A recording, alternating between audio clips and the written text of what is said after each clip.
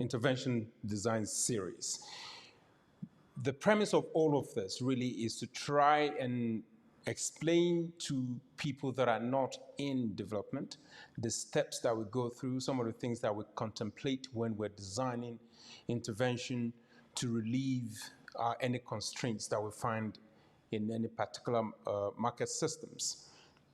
Today is a very brief one, and very brief one because it requires a series on its own.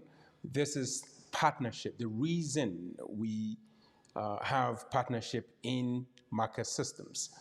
As I've been explaining since we started this journey,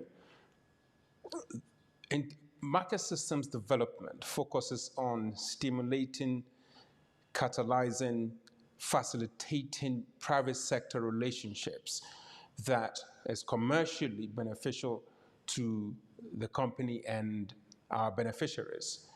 As when we started this journey, I spoke about women-owned enterprises that we are designing intervention to relieve the access to finance constraints.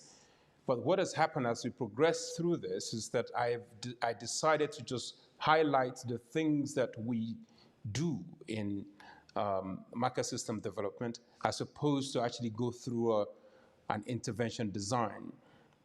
So my hope is that you have enjoyed the journey, and if you're not in development, you are now a bit more clear about how economic development projects, international development projects, how they use or how they partner with private sector to reduce poverty. That's my hope. But for the last in the series, partnership, I will speak briefly about it, and then hopefully in weeks to come, dedicate another series that will be specifically addressing or explaining the way we approach partnership with private sector in market systems development. So today, typically we'll go to my my map, my mind map, and as you can see on the screen, there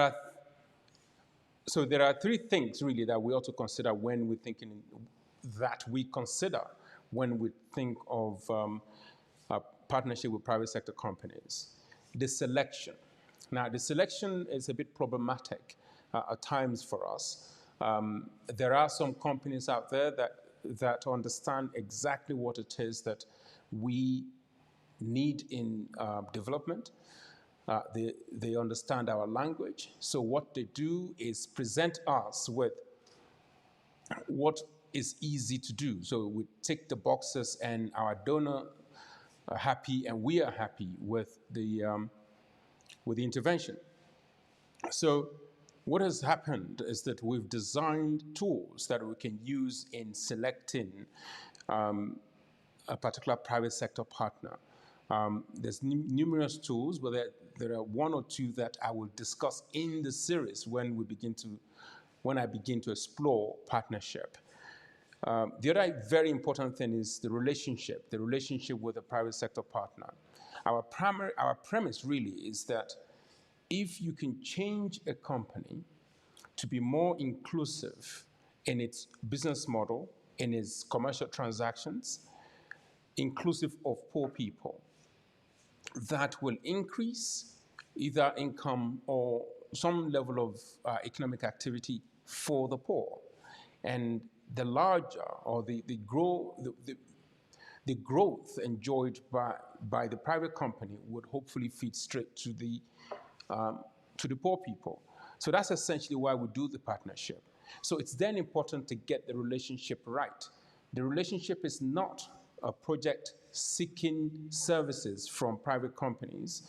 It's actually the project partnering with the private company to change business models to be a bit more inclusive of the poor, as we spoke about, either as a supplier, as a customer, as an employee, as whatever that will benefit both the company and the beneficiaries.